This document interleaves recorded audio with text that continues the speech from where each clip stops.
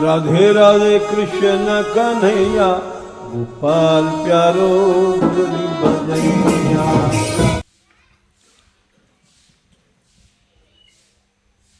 जय श्री राधे, जय श्री राधे।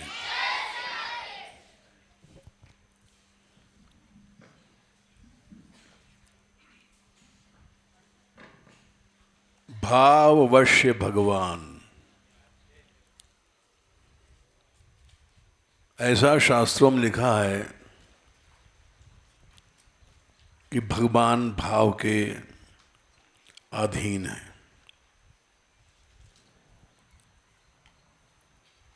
वो भाव योग क्या है, इसी विषय पर ये बड़ा महत्व का विषय है और इस पर सारी भक्ति की स्ट्रक्चर बिल्डिंग खड़ी है।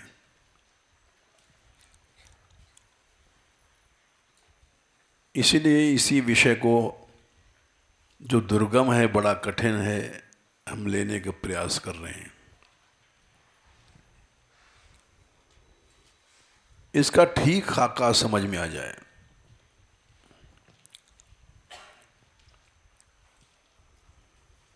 भाव एक शक्ति है, वो शक्ति है मन की।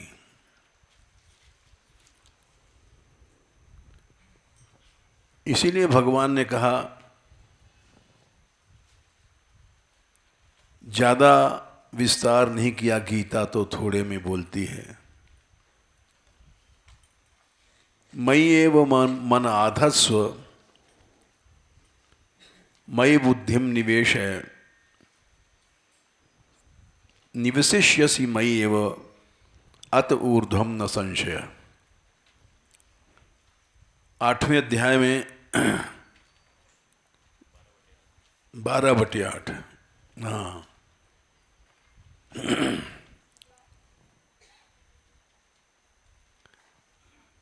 मेरे में मन लगाओ, मेरे में बुद्धि लगाओ, बस तुम मेरे में निवास करोगे। इसी में सारा संसार, भक्ति, अध्यात्म सब आ गया।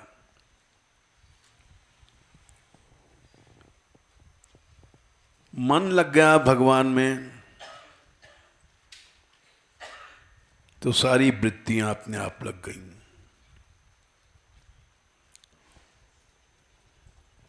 भाव योग, प्रेम योग, साध्य योग, साधन योग सब आ गया इसी में।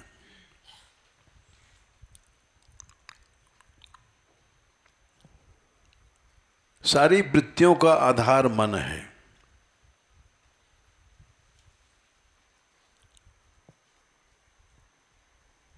भगवान ने 15वें अध्याय में कहा है, श्रोत्रम चक्षुस्पर्शनम च रसनम घ्राणमेव च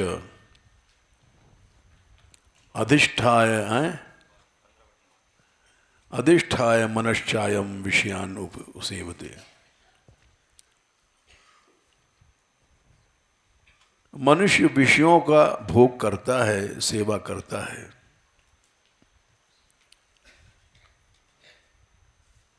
श्रोत्रम जो कुछ सुनता है,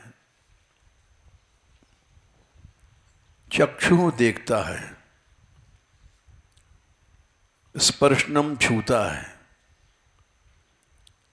रसनम खाता है, घ्राण मने सूंघता है। सबका आधार है मन। ये मन ही देखता है, मन ही सूंघता है, मन ही छूता है, सब कुछ मन ही करता है। इसका ये अर्थ हुआ, मन लग गया भगवान में तो भगवान को छुएगा, भगवान को देखेगा, पाएगा तो भगवान को ही, भगवत प्रसाद को ही। सब काम भगवान में ही करेगा। वही भक्ति बन गई, वही भाव योग बन गया। कपिल भगवान ने कहा भक्ति क्या है? बहुत लंबी परिभाषा न बना करके एक बात कह दिया, तुम्हारी ज्ञानेंद्रियों की, कर्मेंद्रियों की और मन की वृत्ति ही भगवान है, भक्ति है।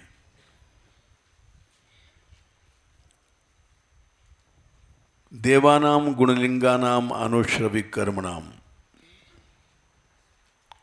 गुणलिंग माने ज्ञानेन्द्रियां,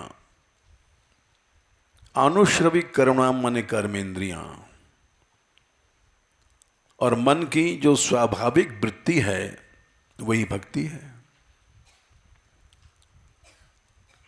भक्ति क्या है? मन की वृत्ति है।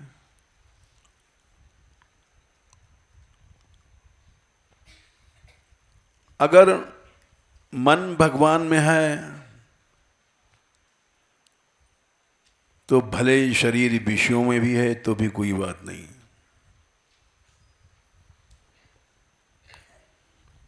ऐसा लेकिन सामर्थ्य हर प्राणी में नहीं है, केवल महापुरुषों में होता है।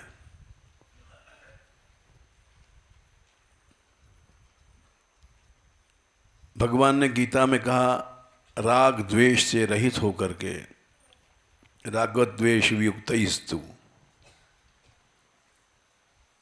विषयान इंद्रियश्चरन्। राग द्वेष अगर रहित है तो इंद्रियों से विषय भी ग्रहण करता है। विधेय आत्मा, उसका मन वश में है।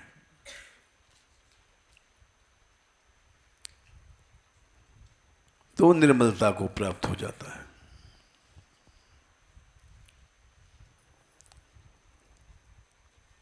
राग द्वेष से रहित होना यानी मन अलग हो जाना। मन में राग नहीं है तो कुछ नहीं है।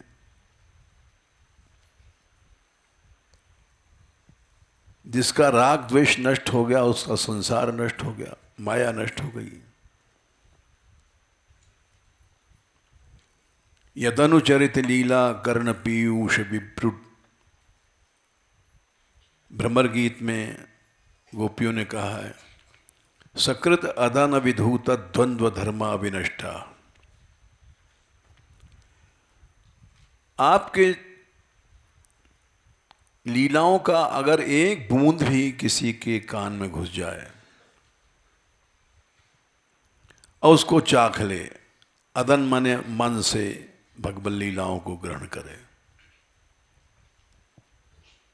तो उसका सारा द्वंद्व नष्ट हो गया और संसार के लिए विनष्ट माने वो खत्म हो गया, उसका संसार खत्म हो गया।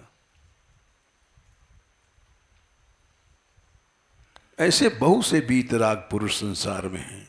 बहव इह विहंगा भिक्षुचर्याम चरंती। भीख मांगते हैं। क्यों? उनका राग द्वेष नष्ट हो गया। भीख इसलिए मांगते हैं उसमें स्वाद नहीं है, भोग नहीं है और प्राप्त का उपयोग है। भोगी स्वाद लेता है, भोगी आनंद लेता है। लड्डू दो तो उसका आनंद लेगा, और जो संयमी है, भगवत भक्त है,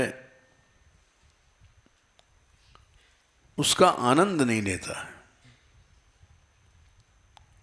क्योंकि उसका राग नहीं है उसमें।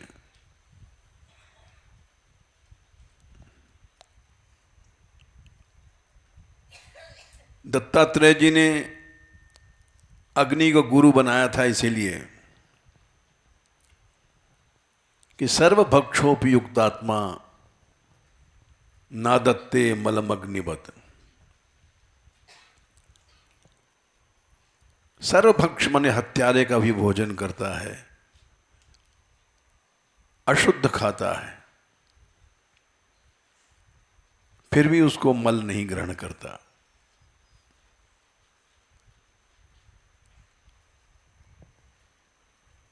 वो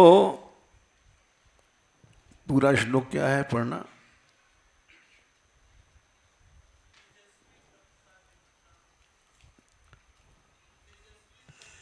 तेजस्वी तपसा दीप्तो दुर्धर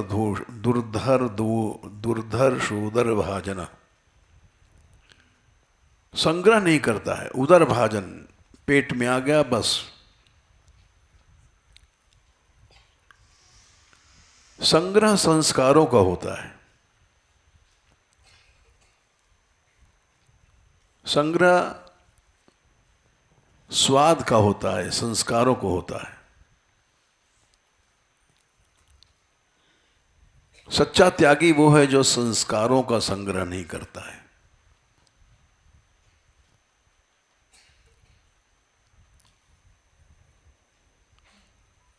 भगवान ने गीता में कहा है,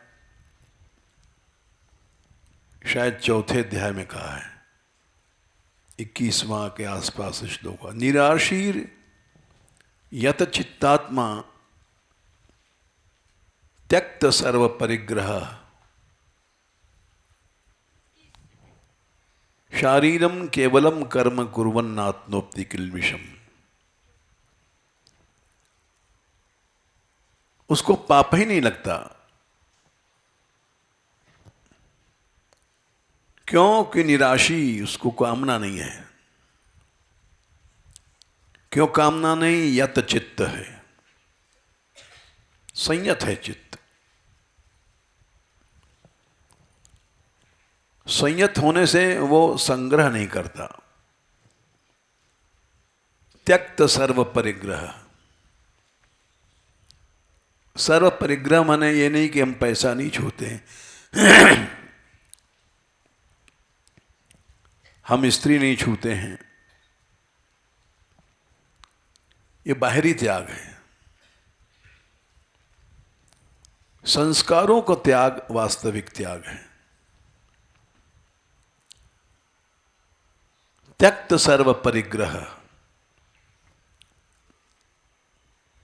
सच्चे भक्त लोग संस्कारों का संग्रह नहीं करते हैं।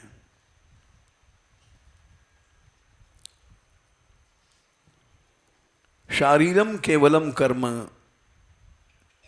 वो शरीर से कर्म करते हैं, मन से नहीं। केवलम माने मन से छोड़ करके। कुर्वन नाप्नोति किल्बिषम, उनको कोई पाप नहीं लगता।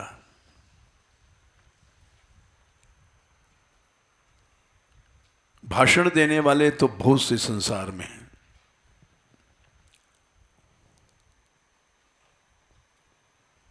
लेकिन वास्तव में राग द्वेषहीनता, संस्कारहीनता ये अलग स्थिति है।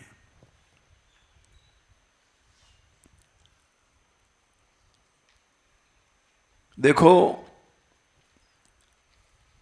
8 प्रकार का भोग मैथिन होता है। श्रवणम कीर्तनम केलि प्रेक्षणम गुह्य भाषणम संकल्पोध्यवसायस्य क्रिया निष्पत्तिरेव च।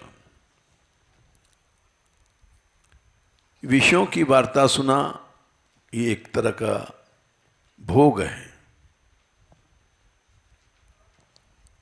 कीर्तन, उसकी चर्चा किया, ये एक तरह का 8 प्रकार के मैथुन में दूसरा मैथुन है। केली खेलना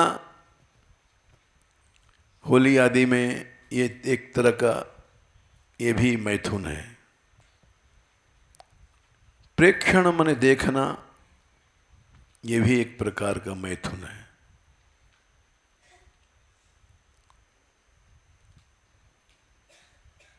स्पर्श करना, ये भी एक प्रकार का भोग है।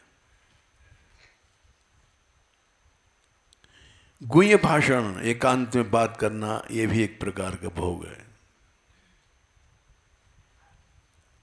संकल्प कि हम उससे बात करेंगे, मिलेंगे, ये भी एक तरह का भोग है। बड़ा सूक्ष्म है ये सब मन की वृत्तियों पर। अध्यवसाय निश्चय कर लिया कि हमको तो मिलना ही है, और क्रिया निष्पत्ति, वो जो मैथुन की आखिरी क्रिया है, वो 8वां भोग है।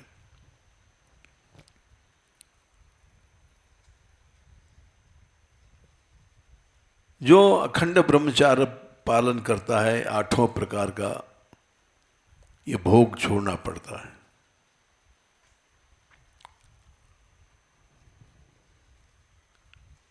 अब 8 प्रकार के भोग में एक भी भोग है तो भोग माना जाता है।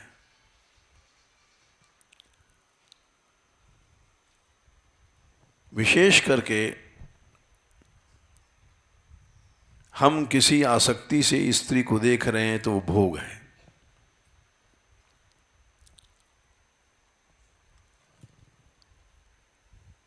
और साक्षात भोग देखना तो एकदम गलत है।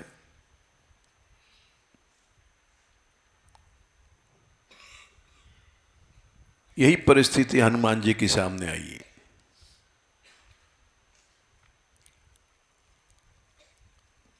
हनुमान जी लंका में गए थे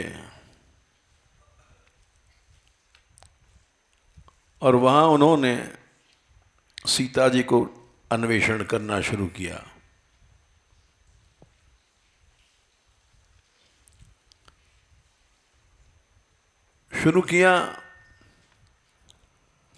रावण के हर महल में गए वे सूक्ष्म रूप धारण करके, और हर महल में उन्होंने भोग देखा। बड़ा कहना चाहिए अमर्यादित भोग। वो भोग मनुष्य नहीं भोग सकता, न मनुष्य में इतनी शक्ति है।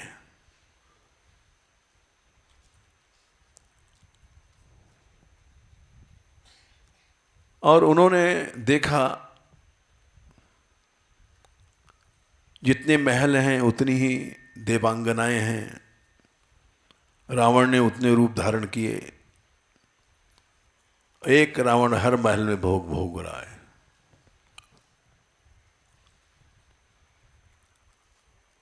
और ऐसा भोग जो कि शक्ति मनुष्यों में हो ही नहीं सकती है, सभी देवताओं में भी नहीं हो सकती वैसी शक्ति।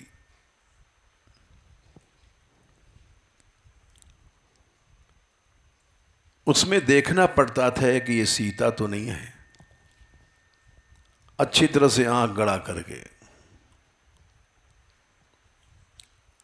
और वहां उन्मत्त भोग हो रहा है।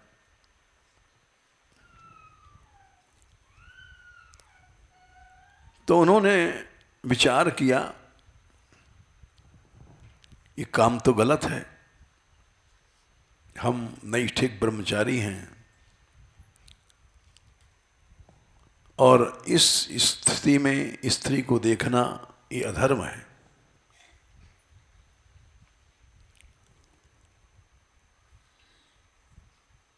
तो वह एक क्षण के लिए खड़े हो गए कि मैं इसको देखूं कि न देखूं। ये वाल्मीकि रामायण का प्रसंग है, तुलसीदास जी के नहीं। वहां वे विचार कर रहे हैं, परदारावरुधस्य प्रसुप्तस्य निरीक्षणम। परदाराएं हैं, कोई अपनी बहू तो है नहीं, सब पराई हैं, देवांगनाएं हैं। इनको रावण भोग भोग रहा है। अब प्रसुप्तस्य माने ये सब मैथुन की अवस्था में हैं, लेटी हुई हैं भोग में, और उनको अच्छी तरह से देखना। निरीक्षण माने निशेषेण ईक्षण,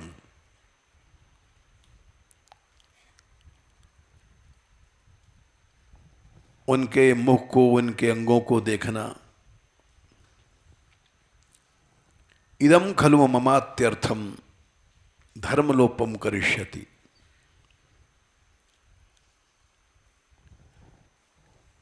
अत्यर्थ धर्मलोप होगा हमारा, संपूर्ण धर्म लुप्त हो जाएगा। क्योंकि एक महल में नहीं, मंदिर मंदिर प्रतिगृह शोधा,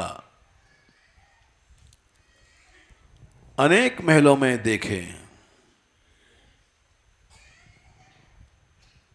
तो क्या करें, बंद कर दें ढूंढना।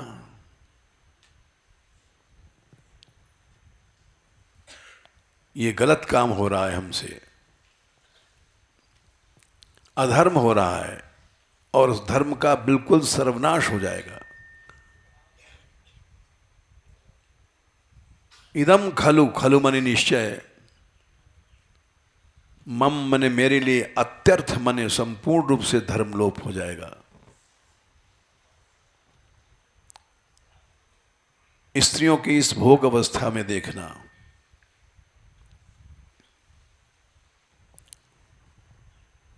तो उनके मन ने कहा नहीं, धर्मनाश नहीं होगा, क्योंकि नहीं में परदाराणाम दृष्टिर विषय वर्तिनी। इनको देखते हुए हमारे हृदय में विषय की भावनाएं नहीं आ रही हैं। विषय की भावना आती है जब उसमें अहंता जुड़ती है।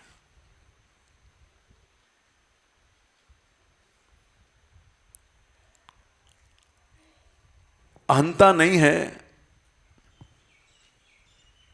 तो विषय वासना जागृत नहीं होगी। हर्ष विषाद ज्ञान अज्ञाना जीव धर्म अहमिति अभिमाना। अहम जुड़ने के बाद जीव धर्म जुड़ता है।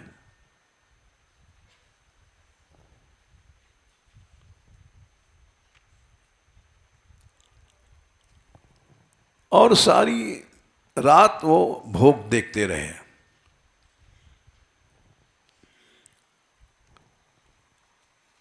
और उन्होंने अंत में कहा कि कामम दृष्टा मया सर्वाः। सर्वाः माने जाने कितनी रानियां थीं वहां, रावण भोग भोग रहा था। कामम दृष्टा मया सर्वाः विश्वस्ता रावण स्त्रिया। वो तो उनको पता नहीं कौन देख रहा है, वो विश्वास से भोग भोग रही हैं निर्द्वंद चित्त से। और सब देखा सारी रात, भोग भोग भोग हर जगह महल में। लेकिन बोले न तुम्हें मनसा किंचित वैकृत्यम उपपद्यते। हमारे मन में किंचित 1% भी विकार पैदा नहीं हुआ।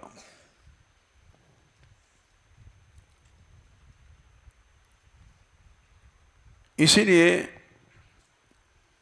बाहर की इंद्रियों का कोई महत्व नहीं है। जब तक तुम्हारा मन नहीं जुड़ेगा, मन जुड़ेगा अहंता ममता इन सब वृत्तियों से।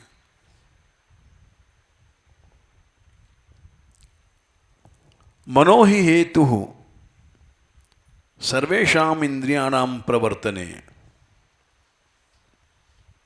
हनुमान जी बोले इंद्रियों के प्रवर्तन में हेतु होता है मन। शुभाशुभ अवस्थासु, शुभ अवस्था अशुभ अवस्था, तच्च में सुव्यवस्थितम। हमारा मन व्यवस्थित है।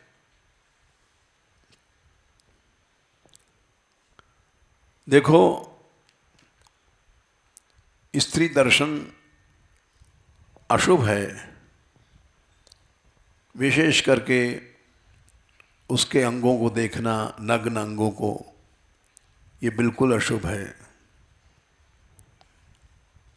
लेकिन संसार में जितने बच्चे हैं माँ की गोद में लेटते हैं, माँ के स्तनों को पकड़ते हैं और माँ भले नंगी नहा रही है, कुछ नहीं, खेलता रहता है बच्चा, कुछ दोष नहीं लगता। क्यों? कि उसके संस्कार सोए हुए हैं, उद्बुद्ध नहीं हैं। संस्कारों की 4 अवस्थाएं होती हैं। प्रसुप्त, तनु, विच्छिन्न, उदार। प्रसुप्त अवस्था है उसकी संस्कारों की, इसलिए काम नहीं जग रहा है।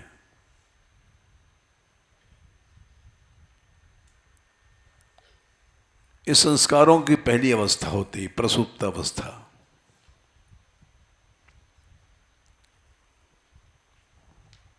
दूसरी अवस्था होती तनु, कमजोर हो जाना, संस्कार कमजोर हो गए साधन करते करते।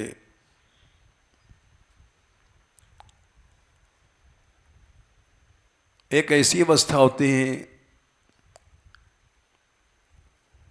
देखते ही लोगों को काम जाग जाता है।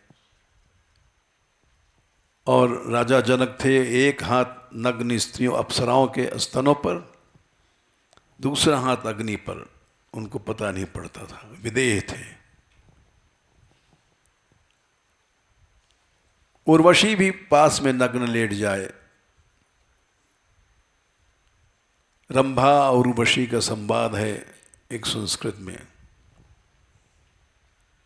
सुखदेव भगवान थे, साक्षात बड़े सुंदर थे। एकांत में रंभा ने देखा, उनको मोहित हो गई और रंभा ने कहा कि अरे शुक, ये नदी का तट है, एकांत निकुंज है, ऐसे में किसको काम नहीं जगेगा। तो सुखदेव जी बोले, अरे रंभे, एकांत स्थल है, नदी का किनारा है, कुंज है, ऐसे में कौन कृष्ण की याद नहीं करेगा। बड़ा लंबा संवाद है। वो जो कहती हैं उसका उत्तर देते हैं सुखदेव जी।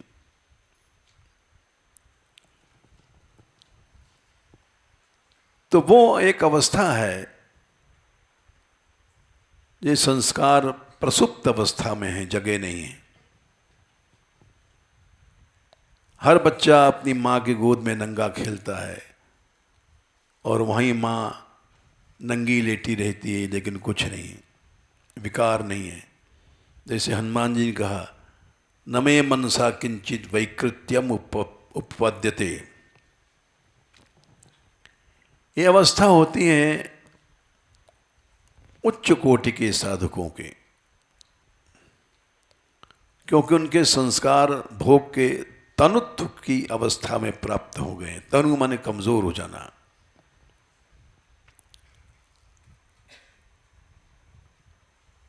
यह संस्कारों की दूसरी अवस्था है। तीसरी अवस्था होती है विच्छिन्न। कितना भी भोग हो रहा है, दोनों स्त्री पुरुष एक ही पलंग पर भोग में रत हैं, अचानक एक बिच्छू ऊपर से गिरा खाट पर और दोनों का भोग भाग गया, दोनों अलग भागे, क्योंकि भय का संस्कार एकदम आया। अरे बिच्छू आ गया या सर्प आ गया, तो भोग सब भाग गया। इसको विच्छिन्न अवस्था कहते हैं।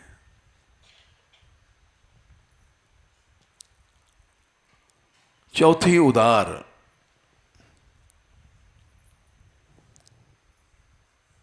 इसमें भोग रत हो गया, मनुष्य डूब गया,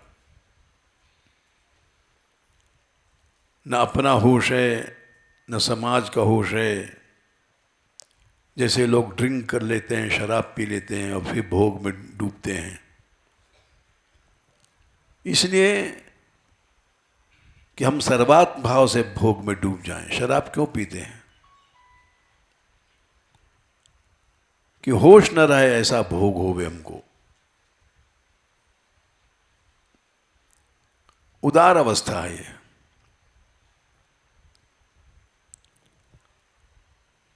तो हनुमान जी बोले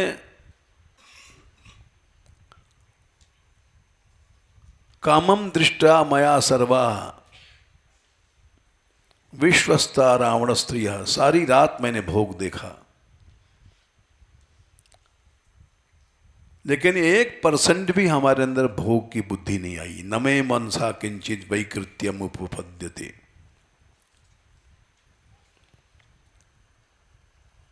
ये स्थिति होती है सच्चे भक्तों की, महात्माओं की।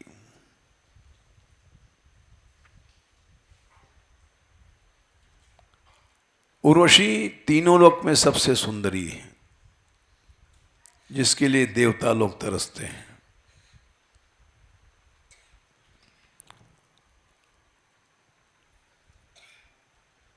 उर्वशी जा रही थी नलकूबर से मिलने, बड़े सुंदर थे। चंद्रमा ने रोक लिया, रुक गई, शाप दिया। वहां पर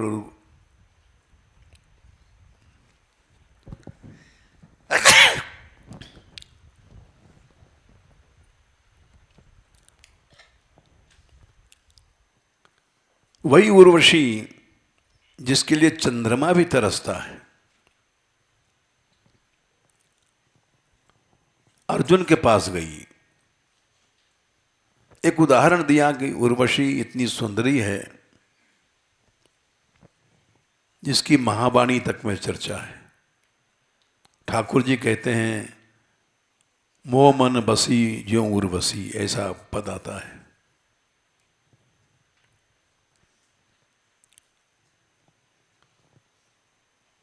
किंतु अर्जुन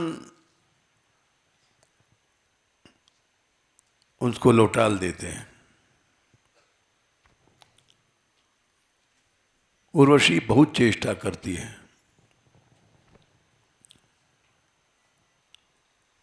अर्जुन के हृदय में कुछ विकार पैदा नहीं हुआ।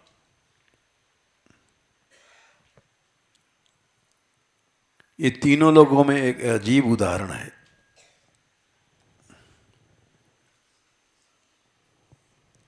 और चाहे शाप मिल गया उनको, जा तू हमको निराश लौट डाल रहा है, इसलिए हिंजड़ा हो जा, शाप दे दिया उर्वशी ने।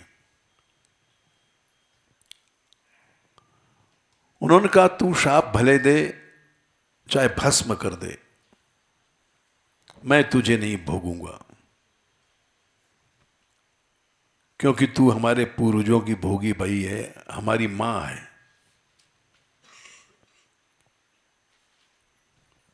बहुत तर्क किया उसने कि स्वर्गलोक में सभी आते हैं, भोग भोगते हैं, कोई किसी के माँ फाँ कुछ नहीं है। बोले नहीं, मैं अर्जुन हूं,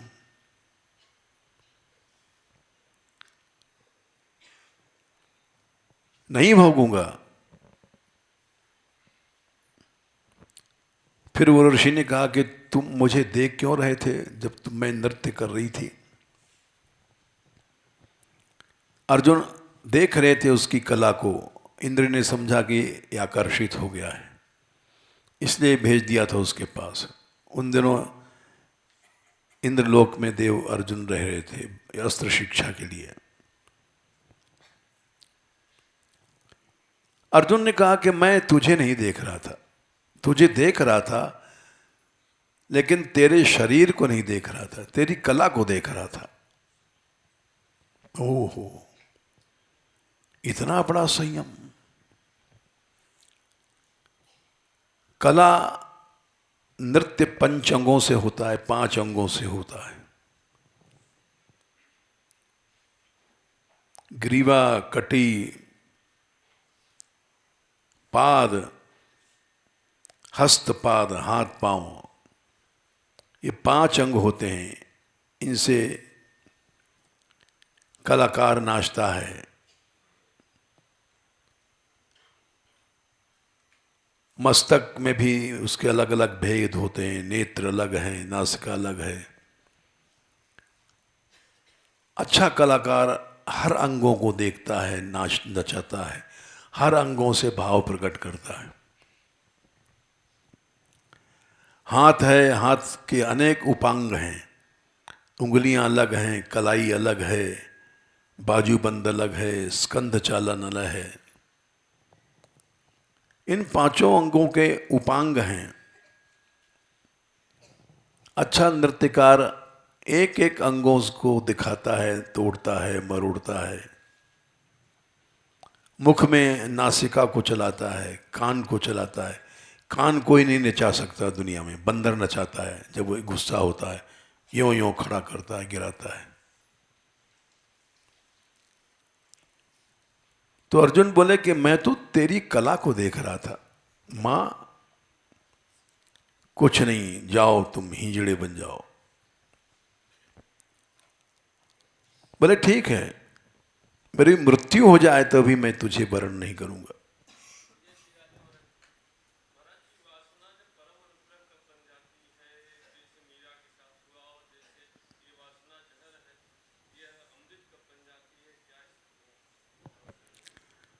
हम बता रहे हैं, बैठे सुनते रहो। भाव जब भगवान से जुड़ जाता है तो भक्ति बन जाता है, और जब जगत से जुड़ जाता है वासना बन जाता है। हो गया। यही तो विषय हम कह रहे हैं। भाव योग, भाव सबसे बड़ा योग है। तीसरे स्कंद में ब्रह्मा जी ने 9वें अध्याय में कहा है, त्वं भाव योग परिभावित हृसरोज।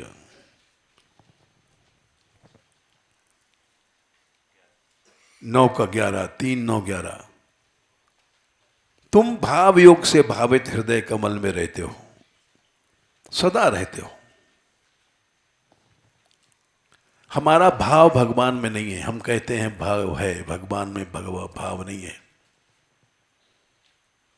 भगवान ने कहा तमेव शरणम गच्छ सर्वभावेन भावरत। 18वें अध्याय में शायद 61वां श्लोक होगा। अर्जुन सर्वभाव से उसकी शरण में जा। 62।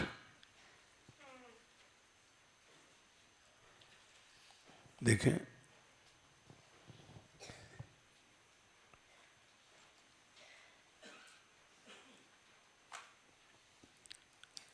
तमेव शरणम गच्छ सर्वभावेन भारत। हाँ ठीक है। 62। तुझे परम शांति मिलेगी। सर्वभाव माने कहीं भी संसार में भाव न रह जाए। भाव क्या है? चित्त का संबंध ही भाव है। चित्त की वृत्तियां ही संबंध माने बंधती हैं।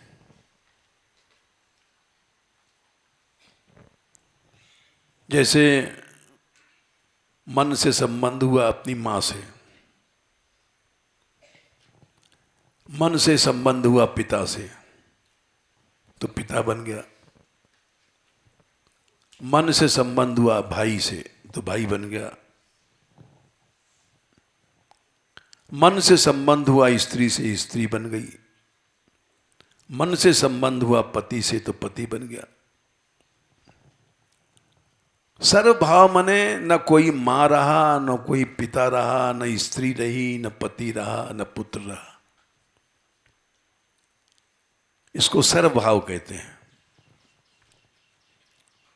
यही तो मीरा ने कहा था, तात मात भ्रात बंधु आपनो न कोई।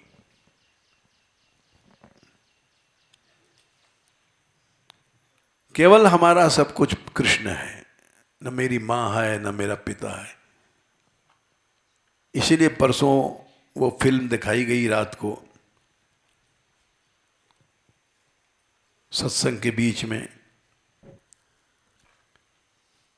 और वो वहाँ से जाकर रिकॉर्ड करके लाए थे वीडियो से। वो महल दिखाए गए सबको, भूत महल, वो गुफा दिखाई गई जिसमें बंद किया गया, यातनाएं दी गई उनको।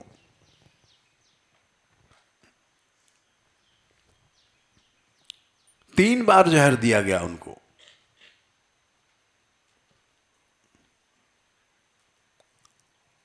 आखिरी बार जब राज दरबार में दिया गया,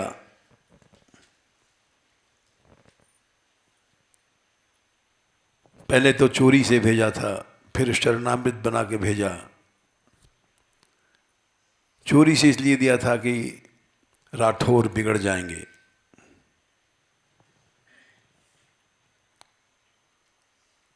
मुगलों से संघर्ष चल रहा है।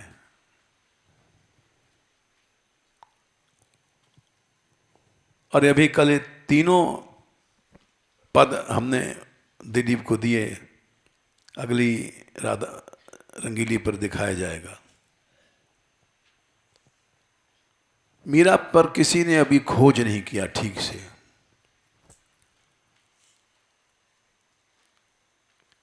तीनों पदों का प्रमाण दिया है।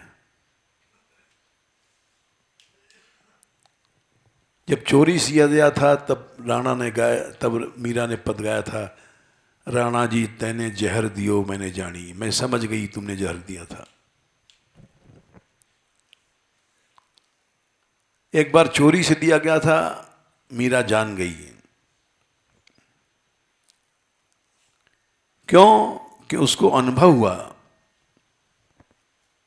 जैसे कंचन दहत अग्नि में निकसत बारावाणी, उसका शरीर और निखर गया जैसे सोना, कांति बढ़ गई थी उसकी, जबकि जहर के बाद काला पड़ जाता है शरीर। मीरा में चमक बढ़ गई।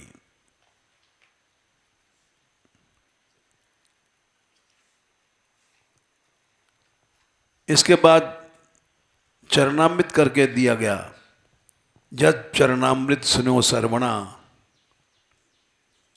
राम भरोसे मुख में गिर्यो, मैं अपनो मन हरिसो जोर्यो। चरणामृत करके दिया गया। और एक बार राजसभा में दिया गया सबके सामने कि हर बार बच जाती है, इस बार देखें कैसे बचेगी। अपने सामने पिलाऊंगा, विक्रम ने कहा।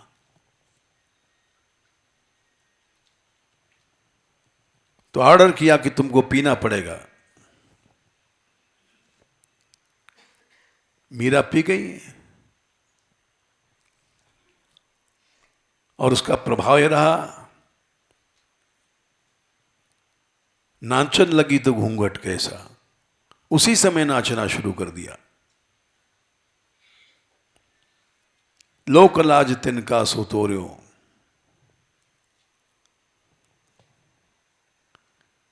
नेकी बदी हुई सिर पर ढारी, मन हस्ती अंकुश दे मोर्यो। सभा चिल्ला रही है, इसको मारो। सब सामंतगण कह रहे हैं ये नहीं मानेगी, हमारी सबकी नाक कट गई। नेकी बदी हुई सिर पे धारी और मन अंकुश अंकुश दे मोर्यो। मन को मीरा ने अंकुश मारा। मन हस्ती पागल हाथी है, मन डर मत, ये सभा कुछ नहीं करेगी तेरे।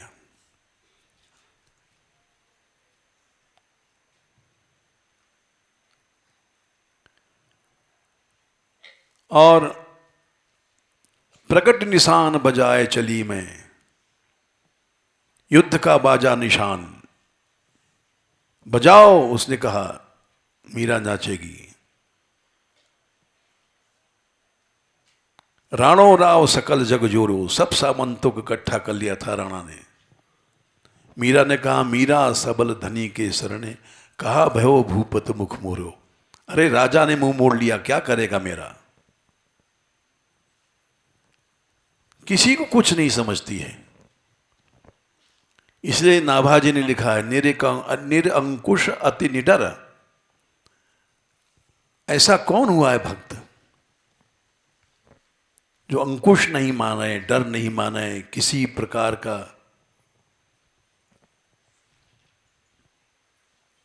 रसिक जस रसना गायो, सदृश गोप का प्रेम प्रकट कल जुग ही दिखायो। हमारे यहां से बहुत से लोग चले गए मानगढ़ से, इसलिए कि हम रसिक नहीं हैं, हम मीरा को गाते हैं। चले गए, चले जाओ। वो लोग रसिक थे, केवल ठाकुर श्री जी के श्रृंगार गाते थे, और हम नहीं है रसिक, इसमें सभी जानते हैं। लेकिन चले जाओ, हमने मीरा को गाना नहीं छोड़ा, क्योंकि जैसा प्रहलाद के चरित्र में हुआ है, जाने कितने बार उनको मारा गया, वैसे ही उन्होंने कलयुग में दिखाया। इस बात का नाभाजी ने भी लोहा मान लिया। दुष्टन दोष विचार मृत्यु को उद्यम कियो, बार न पाको भयो गरल अमृत जो पियो। एक बाल भी मीरा के टेढ़ा नहीं हुआ। सारी राज्य शक्ति थक गई, मार मार के थक गई, नहीं मरी। इस बात को हम सच मानते हैं, क्योंकि नाभाजी ने लिखा है।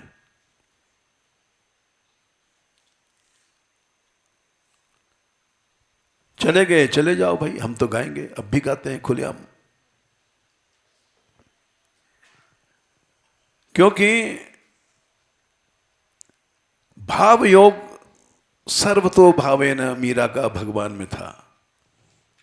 न उसका कोई मां था, न बाप था, न भाई था, न परिवार था, तात मात भ्रात बंधु आपनो न कोई। जब सताया गया इतना चित्तौड़ में, तो कायदे से उसको भागना चाहिए था पीहर में। जयमल भक्त था, मेरठा में राजा था। भक्त भाई के पास भी जाकर शरण नहीं लिया, क्योंकि मैं कह चुकी हूं मेरा तो गिरधर है और दुनिया में कोई नहीं।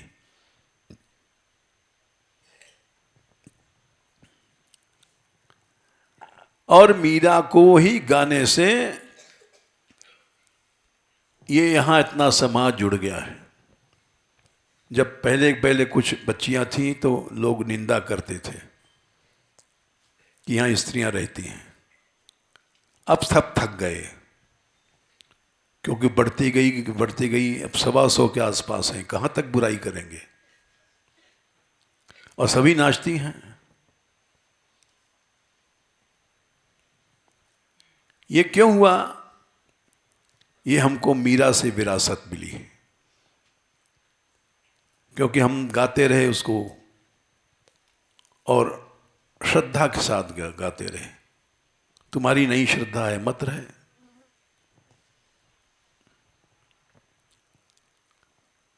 जाने क्यों हमारी तो थोड़ी बहुत तो है ही है श्रद्धा। हम ये तो नहीं कहते हम मीरामय हो गए हैं।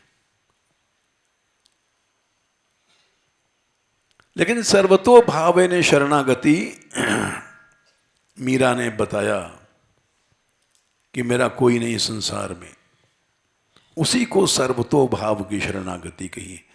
इसी को राम ने कहा है कि विभीषण कौन माँ है, कौन बाप है, जननी जनक बंधु सुत दारा, धन धन भ्रमण भवन सुहृद परिवारा, सब कर ममता ताग बटोरी, मम पद बनहि बांध बटडोरी। लक्ष्मण को ले गए अपने साथ, क्यों ले गए थे? लक्ष्मण ने कहा था कि जो भी संसार में किसी प्रकार का संबंध है, गुरु पित मात न जानो काऊ।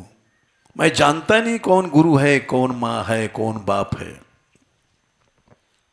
सहज स्वभाव नाथ पति आओ। जहां लग जगत सनेह सनाई सगाई, प्रीति प्रतीति निगम निज गाई। हमारा न कोई भाईली है, न भाईला है, न मित्र है। मोरे सबई एक तुम स्वामी। ये मित्र मित्र बनाना भी झगड़ा है। बहुत सी लड़कियां भाईली बनाया था, वो नष्ट हो गई। बहुत से लोगों ने, साधुओं ने, ये हमारा गुरुभाई है, प्रेम किया, वो नष्ट हो गए, चले गए। जितने संबंध हैं सब झगड़े हैं। कहीं भी तीसरे स्कंद में कपिल भगवान ने कहा, न कश्चिन मत परा शांत रूपे नंक्षन्ति। 3 के 25 का है 38 है। शांत रूपे नंक्षन्ति येषाम अहम प्रिय आत्मा सुतश्च सखा गुरु सौहृदो दैवमिष्टम। जिनका सखा मैं हूं, सुहृद मैं हूं, आत्मा मैं हूं, बेटा मैं हूं, बेटी मैं हूं, सखा हूं, गुरु हूं, दैव ही, सब कुछ मैं हूं। ये क्या है? सर्वात्म भाव की शरणागति है। संसार में कहीं भी किसी भी संबंध की प्रतीति न रहे।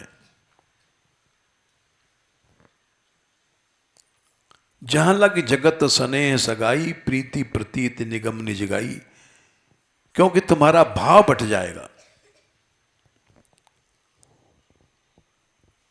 कहीं भी चित्तवृत्ति गई है, भाव बट गया। गुरु तक में भाव बट जाएगा। गुरु भी भगवान को मान लो। खुली हुई बात है। इस पर बड़े बड़े साधु लोग बिगड़ जाते हैं कि आप गुरु तत्व का खंडन कर रहे हैं। खंडन नहीं कर रहे हैं, प्रतिपादन कर रहे हैं। गुरु तो एक ही है, भगवान। ब्रह्मा जी को किसी ने कह दिया भूल चूक में जगत गुरु, तो ब्रह्मा जी ने कहा अरे राम राम राम, ये भगवान की माया है, ये हमको गुरु कह रहा है।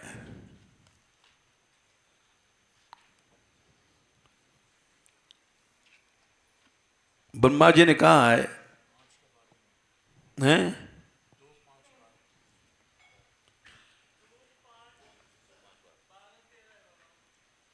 हाँ,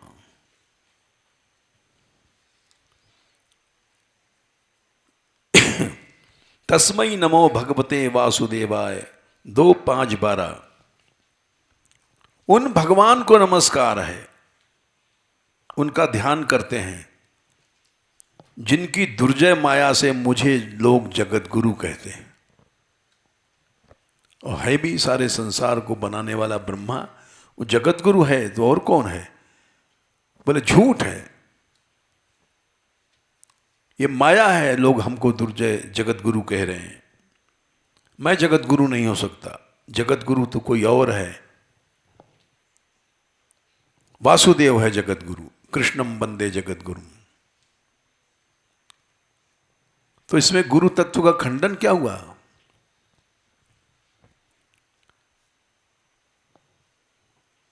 बुरा वही मानता है जो स्वयं को गुरु बनता है, जिसमें स्वयं के अंदर भावना है कि हम गुरु हैं, उसको बुरा मालूम पड़ता है।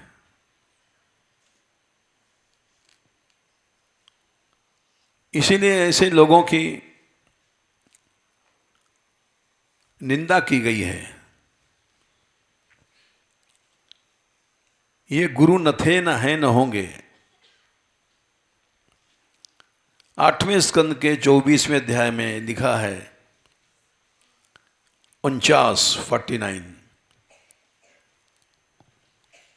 सारे संसार के गुरु मिलकर के कृपा करें।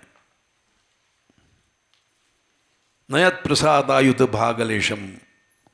सारे देवता 33 करोड़ देवता और गुरु लोग इकट्ठा होकर दया करें। फिर भी भगवान की कृपा का 10,000वां हिस्सा भी सब नहीं पा सकते। नयत प्रसाद आयुत भागलेशम। आयुत माने 10,000 हिस्सा, 10,000वां हिस्सा। सारे गुरुजन दुनिया में अब तक जितने थे और होंगे,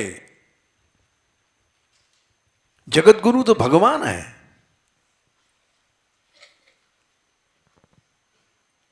हम तुम कैसे बनेंगे? नकली जगत गुरु बनते हैं, टाइटल उपाधि लगाते हैं। हमें पता है पैसा दे के लोग जगत गुरु की टाइटल लेते हैं।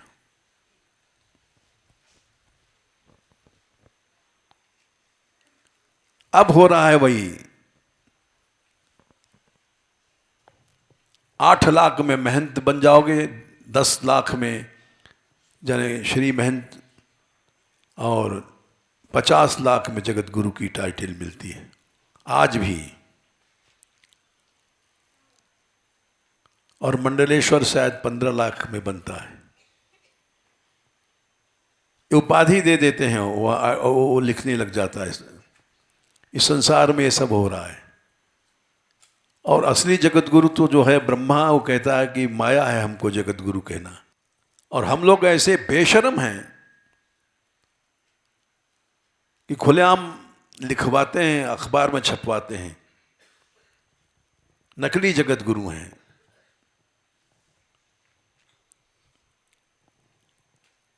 क्योंकि सर्वतो भाव से भाव योग भगवान में नहीं है।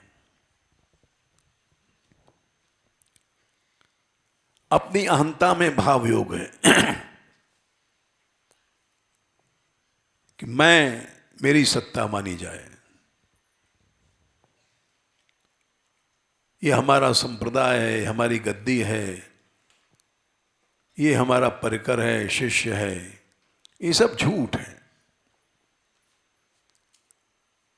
सर्वतो भाव योग होता है कहीं भी जरा भी वासना नहीं रहे, कहीं भी अन्याभिलाषिता शून्यम ज्ञान कर्माद्यनावृतम। जीरो है सब अभिलाषाएं, वासनाएं। आनुकूल्येन कृष्णानुशीलनम भक्तिरुच्यते। भक्ति की शुरुआत भी नहीं है कहीं दिखाई पड़ती है। हर आदमी प्रचार चाहता है, अपनी अहंता की उपासना चाहता है। बड़े बड़े टाइटल लिखे जाते हैं,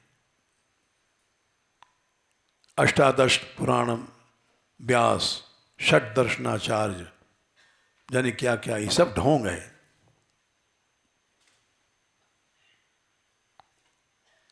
प्रभो यात्मन स्तोत्रम जुगुप्स्यन्त्यपि विश्रुता। अवतार लेके पृथ्वी जी आए, बोले प्रभु होकर के भी अपने स्तोत्र से घृणा करते हैं। रीमंत परमोदारा पौरुषम वा विगरितम। हम लोग अपनी पूजा अपने सामने कराते हैं, अपनी मूर्ति अपने सामने स्थापित कराते हैं। ये सब क्या है? पाखंड है। ये दिखाता है कि सर्वतो भाव की शरणागति नहीं है भगवान में। ये वासनाएं हैं। वासना से मनुष्य स्वयं भगवान बन जाता है। बनना चाहता है, बन तो क्या जाता है।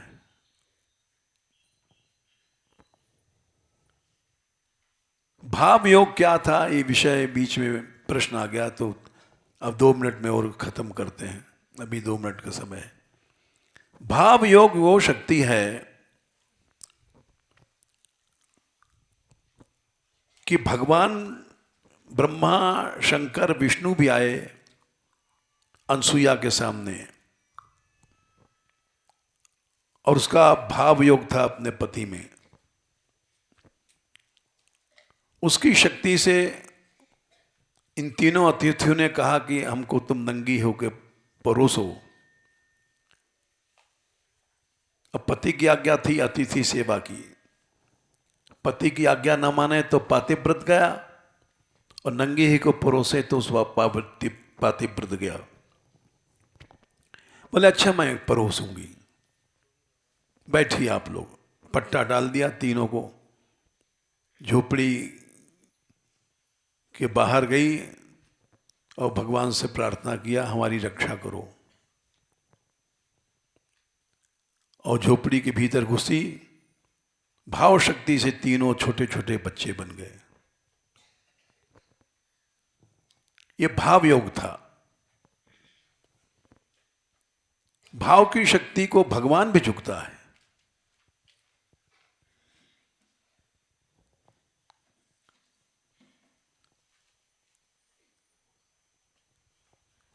तुलसीदास जी ने लिखा है,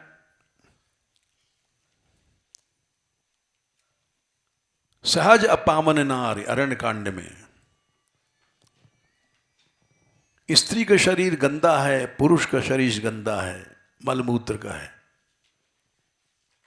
लेकिन उसकी भावना है कि ये पति है, ईश्वर है। सहज अपावन नार, पति सेवत शुभ गति लहाई, श्रुति गावत जश गावत श्रुतिचार, अजहू तुलसिका हरि ही प्रिय। वेद भी उनका स्तुति गाता है। क्या है, एक मलमूत्र का शरीर था और मलमूत्र के शरीर को पति मान लिया, लेकिन भाव शक्ति ऐसी थी जिसको भगवान भी झुकता है। सर्वतो भावन से जिसने जिसको प्यार किया, वो पत्थर में से भगवान प्रकट हुआ। हम लोग पैसा इकट्ठा करते हैं क्योंकि पैसे में भाव है। तुम सच्चे भक्त बनो। मलुकदास का एक पद है,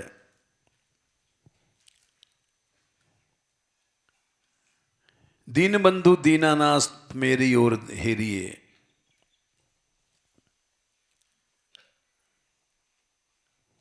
आप दीन बंधु हैं, दीनानाथ हैं,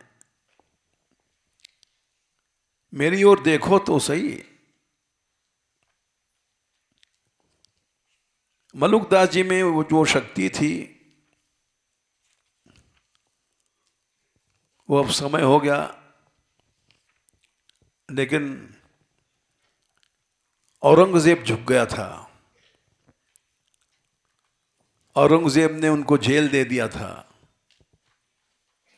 मलुकदास गए जेल में और वहाँ सब गरीब बेचारे उन पर कोड़े पीट रहे हैं, चाकी चला रहे हैं, क्योंकि सेना को भोजन जेल खाने से जाता था। हजारों लाखों की सेना है, सब भोजन करते थे जेल की चक्कियों का आटा। उस समय फैक्ट्री मिल नहीं थी, चक्कियाँ नहीं थी, हैं? तो सब चक्की पीस रहे हैं, कोड़े पड़ रहे हैं, हाथ रुक गया तो कोड़े पड़ते हैं। तो मलुकदास ने देखा, अरे इतना अन्याय है, हाथ रुक जाएगा तो कोड़े पड़ेंगे। तो उनको दया आई, बोले तुम लोग यातना क्यों सहते हो, भजन करो प्रभु का। अरे बोले महाराज, तुम तो ऐसा रास्ता बता रहे हो, और 10-20 कोड़े पड़े, जल्दी मर जाएंगे। क्यों? अरे हम कीर्तन करेंगे तो चक्की कौन पीसेगा। बोले तुम विश्वास करके देखो, रोक दो हाथ और कीर्तन करो। सिद्ध संत से सब कीर्तन करने लग गए और चक्की अपने आप चल रही है। तो खबर गई, अकबर औरंगजेब के लड़के का नाम था, वो भी अकबर था। अकबर गया, बोले अब्बा जान वहां तो ऐसा हो रहा है, अपने आप चक्की चल रही है। अरे क्यों? वो मलुकदास को आपने जेल दिया है। तो अकबर आया मलुकदास के पास, माफी मांगा। बोले हम नहीं, सबको छोड़ो। सबको छुड़वा दिया। तो मलुकदास जैसी भक्ति भी तो होनी चाहिए। मलुकदास के पद है, हम पहले गाते थे, अब तो नहीं गाते हैं। ऐसी भक्ति आने के लिए पहले तुम सब आश्रय छोड़ो। दीन बंधु दीनानाथ मेरी तन हेरिए। पहली कड़ी है, भाई नाही बंधु नाही कुटुंब परिवार नहीं। ये हमारा परिवार, हमारा भाई बंधु चाचा ताऊ, ये सब छोड़ो। सर्वतो भाव से भगवान की शरण में जाओ। ऐसा कोई मित्र ना ही जाके ढिंग जाइए। ये मित्र वित्र छोड़ दो, भैला भैली। फिर दूसरी कड़ी है, सोने की सलैया नहीं रुपए का रुपया नहीं। ये पैसा जोड़ना छोड़ दो बैंक का। कौड़ी पैसा गांठ नहीं जासों कछ लीजिए। पैसा इकट्ठा करते हो और भगवान के भक्त बनते हो, ऐसा कैसे हो सकता है। फिर बोलो और सब जीविका के साधन छोड़ दो। खेती नहीं, बारी नहीं, वाणिज्य व्यापार नहीं। ये हम लोग चेलाओं का आश्रय पकड़ते हैं। ऐसा कोई साहू नहीं जासों को छू मांगिए। कहत मलुक दास छोड़ दे पराई आस। हम राम धनी पाए के अब काकी शरण जाइए। इस तरह से सर्वतो भाव की अगर शरणागति हो जाए, और बाकी कल बोलेंगे, समय ज्यादा हो गया। जय श्री राधे।